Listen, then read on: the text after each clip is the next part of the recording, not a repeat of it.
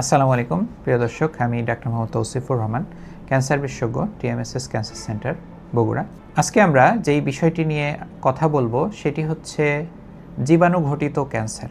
শুনতে অবাক লাগছে বা মনে হচ্ছে যে আমি এর আগে তো প্রোগ্রাম করেছি যে ক্যান্সার তো আসলে জীবাণু ঘটিত নয়, কিন্তু আমি কেন নাম দিলাম এটাকে যে জীবাণু ঘটিত ক্যান্সার। আসলে এটি জীবাণু ঘটিত ক্যান্সারের কথা নয়। কিছু কিছু ক্যান্সার রয়েছে যেগুলো ক্রনিক ইনফেকশনের মাধ্যমে হয়ে থাকে।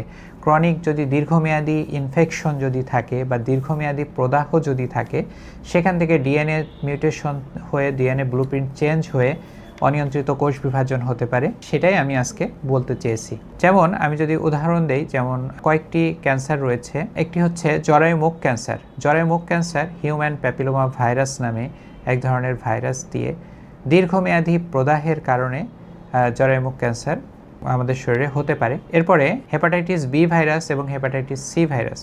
হেপাটাইটিস বি ও সি ভাইরাস দীর্ঘমেয়াদী ইনফেকশন বা প্রদাহ তৈরি করে আমাদের যকৃতের মধ্যে বা লিভারের মধ্যে, ফলে একসময় সেখানে হেপাটোসেলুলার কার্সিনোমা ডেভেলপ করতে পারে। এরপরে আমাদের পাকস্থলীর মধ্যে এক ধরনের ব্যাকটেরিয়া, যেটাকে আমরা বলি যে হেলিকোব্যাক্টর পাইলোরি, সেই হেলিকোব্যাক্টর পাইলোরি দীর্ঘমেয়াদী ইনফেকশনের কারণে আমাদের কিন্তু পাকস্থলীতে ক্যান্সার তৈরি করতে পারে। এরপরে আরেকটা ভাইরাস রয়েছে, সেই ভাইরাসটাকে আমরা বলি এপস্টাইন বার ভাইরাস বা সংক্ষেপে ইবিভি। এই এপস্টাইন বার ভাইরাস আসলে এটা আমাদের লিম্ফোমা করতে পারে, আবার দীর্ঘমেয়াদী ইনফেকশনের কারণে এটা কিন্তু ন্যাজোফ্যারিঞ্জিয়াল কার্সিনোমার জন্যও দায়ী।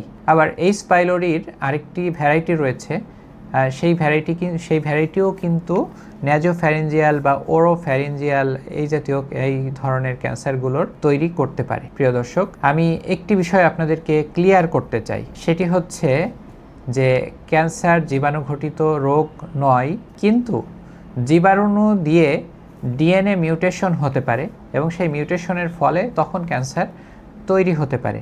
কিন্তু এই ক্যান্সার একজনের শরীর থেকে আরেকজনের শরীরে কখনো যাবে না। রিস্ক ফ্যাক্টর একজনের শরীর থেকে আরেকজনের শরীরে যেতে পারে। যেমন একজন হেপাটাইটিস বি ভাইরাস থেকে আরেকজনকে হেপাটাইটিস বি ভাইরাসে সংক্রমিত করতে পারে।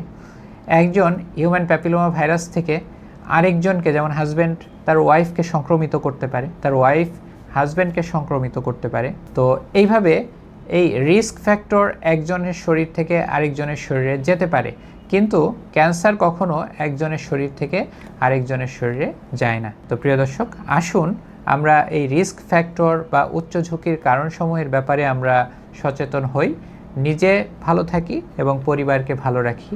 নিজে সচেতন হই, পরিবার এবং সমাজকে সচেতন করি। প্রিয় দর্শক, আপনাদেরকে অনেক ধন্যবাদ।